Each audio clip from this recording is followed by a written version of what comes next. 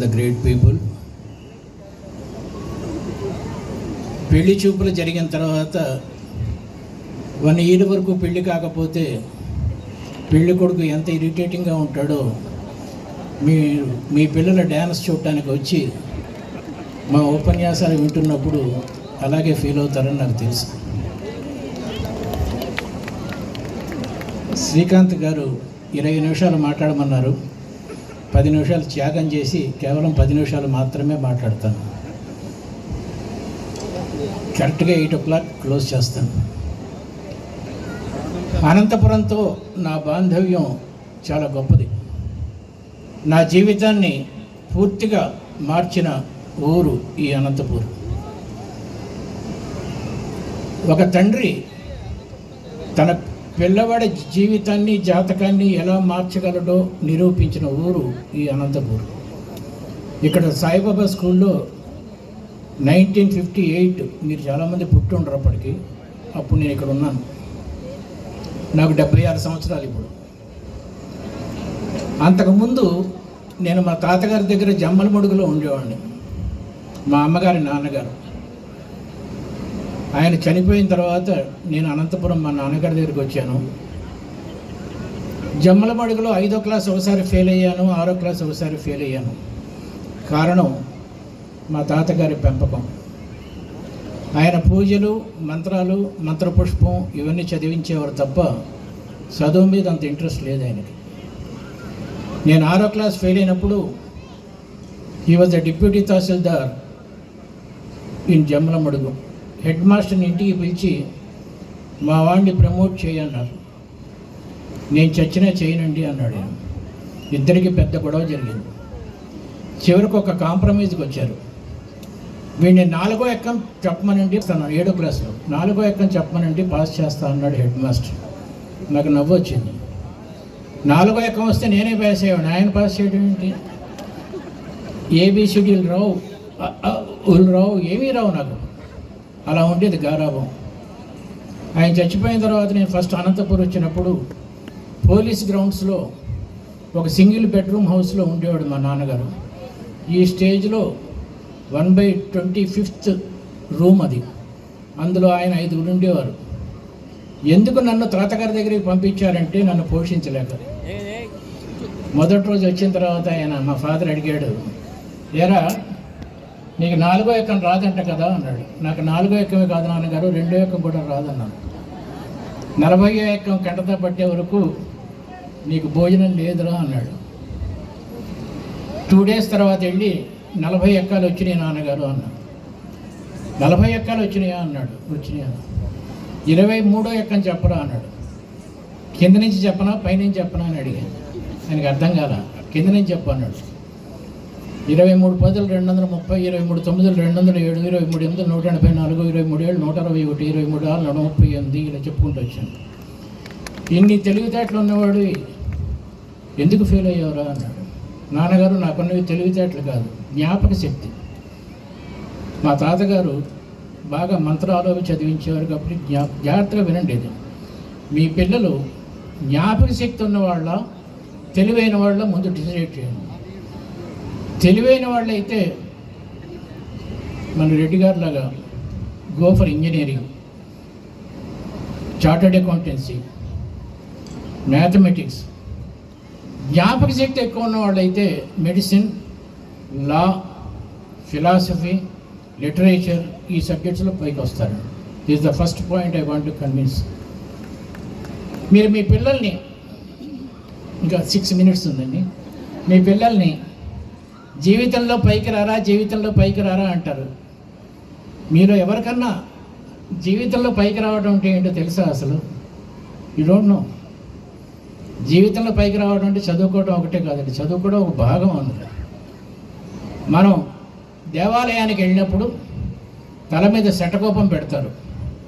Shut అంటే 6.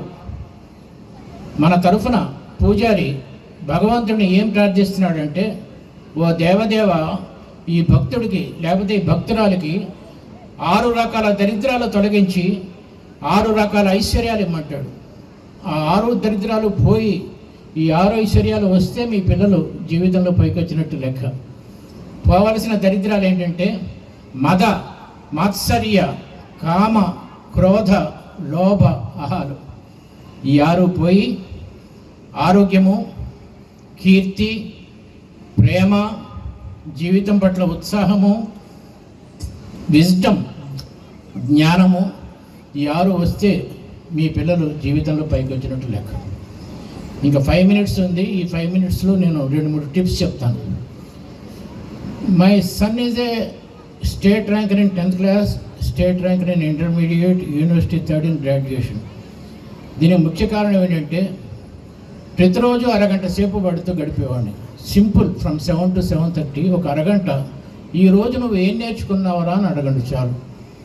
That makes all the difference. చాలామంది parents ఏమంటారంటే జీవితంలో కష్టపడరా పైకి వస్తావు అంటారు. This is the blunder. చాలా తప్పది. నాకు 76 సంవత్సరాల వయసులో పొద్దున్నే ఇక్కడికి వచ్చి మళ్ళీ ఇప్పుడు రాత్రి బయలుదేరి హైదరాబాద్ ఎందుకు వెళ్తున్నానంటే ఇలా రావటం నాకు ఇష్టం కాబట్టి. ఇందులో కష్టం ఏం లేదండి. ఎప్పుడైతే మీరు కష్టపడరా అన్నారో వాడు మీకోసం చదువుతాడు తప్ప ఇష్టంతో చదవడండి. ఎప్పుడన్నా ఒకరోజు కడుపు నొప్పి వచ్చినా, జలుబు చేసినా కష్టపడాలి, కానీ జీవితం అంతా కష్టం ఏంటో నాకు అర్థం కాదు. హార్డ్ వర్క్ చేయరా అంటారు, తప్పండి. మీరు ఎప్పుడన్నా ఒక హోటల్కి వెళ్ళి నూడిల్స్ ఆర్డర్ చేస్తే వెయిటర్ వచ్చి ఎలా ఉంది అని అడిగితే దరిద్రంగా ఉందిరా, నూడిల్స్ సాగుతున్నాయని చెప్పారనుకోండి, పొరపాటు జరిగిందమ్మా. ఆ చైనా వాడు ఆర్డర్ చేసిన ప్లేట్లు మీకు, మీ ప్లేట్లు చైనా వాడికి ఇచ్చాను. మీరు ఎప్పటివరకు తిన్నవి నూడిల్స్ కాదు, ఉడకబెట్టిన వానపాములు అన్నాడు అనుకోండి. అప్పుడు ఏమవుతుంది? వామిటింగ్ వస్తుంది. మరి చైనా వాడు ఎలా తింటున్నాడు? వాడి తల్లి వాడికి వానపాములు బాగుంటాయిరా తినరా అని చెప్పబట్టి, అలాగే చదువు బాగుంటుందిరా అని చెప్తే చదువు వస్తుందండి. కష్టపడరా అంటే చదువు రాదు. Try to understand this concept. విద్య నిగుడ గుప్తమగ వ్యక్తము రూపము పౌరుషాళికి విద్య యశస్సు భోగకరి విదేశీ బంధువుడు అన్నారు. అలాంటి విద్యను పట్టుకొని హార్డ్ వర్క్ అంటారేంటి? చాలా తప్పండి. 3 minutes ఉంది. రెండో పాయింట్ ఏంటంటే మీ పిల్లలు టీవీ చూస్తూ తినకూడదండి భోజనం. టీవీ చూస్తూ దయచేసి 15 నిమిషాల పాటు భోజనం చేయకుండా భోజనమే చేయాలి, టీవీ చూడకూడదు. There is one thing called adrenaline in the body, insulin and some digestive juices. కళ్ళు చాలా పవర్ఫుల్ అండి.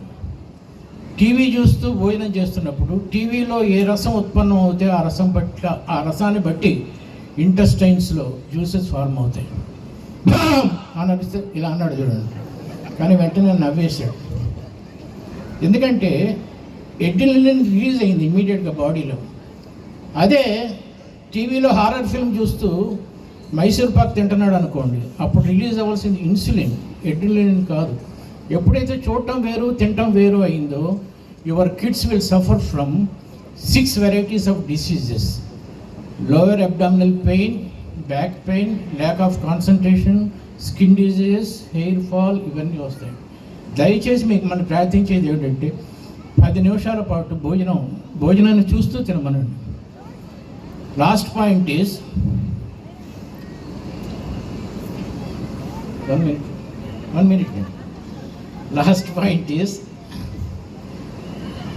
there are 6 types of parents. Helicopter parenting అంటారు. కొడుకు ఏం చేసినా నచ్చదు, కూతురు ఏం చేసినా అలా వెళ్ళొద్దు, ఇలా వెళ్ళొద్దు, అక్కడికి వెళ్ళొద్దు, అలా చేయొద్దు, ఇలా చేయొద్దు, ఇప్పుడు వద్దు అనేదాన్ని హెలికాప్టర్ పేరెంటింగ్ అంటారు. అది తగ్గించుకోండి కొంచెం. పేరెంట్స్ పిల్లలకు కూడా కొంచెం ఇండివిజువాలిటీ ఉంటుంది, అల్లరి చేస్తూనే ఉంటారు కాబట్టి. రెండోది కంగారు పేరెంటింగ్. ఎల్కేజీ పిల్లోడు ఫెయిల్ అవుతాడేమో అని భయంతో భోజనం సరిగ్గా చేయని తల్లిని కూడా నాకు తెలుసు. దాన్ని కంగారు పేరెంటింగ్ అంటారు. మూడోది జీపీఎస్ పేరెంటింగ్.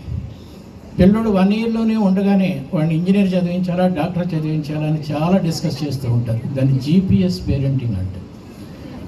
అన్నిటికన్నా బెస్ట్ ఈజ్ పిరమిడ్ పేరెంటింగ్. మీ పిల్లలు ఎనార్మస్ ఇంటెలిజెన్స్, ఎనార్మస్ శక్తి ఉంటుంది వాళ్ళకి. They can come up in 3 or 4 fields. ఒక స్పోర్ట్ కానీ గేమ్ కానీ ఒక డ్యాన్స్ కానీ పెయింటింగ్ కానీ చదువు మెయిన్గా పెట్టుకొని మూడిట్లో వాళ్ళని డెవలప్ చేస్తే 10వ క్లాస్ వచ్చిన తర్వాత ఇంట్రెస్టింగ్ ఫీల్డ్తో కంటిన్యూ అవుతూ చదువును కంటిన్యూ చేయొచ్చు. చదువు చదువు చదువు అంటే చదువు బోరు కొడుతాడు, సెల్ ఫోన్కి వెళ్తాడు. ఎప్పుడైతే వాడికి ఇంకో గేమ్ కానీ స్పోర్ట్ కానీ ఈ డ్యాన్స్ కానీ ఉందో చదువు బోరు కొడితే దానికి వెళ్తాడు. Then he will become number 1 in his field. That's all. I have taken 2 more minutes than what I promised to you.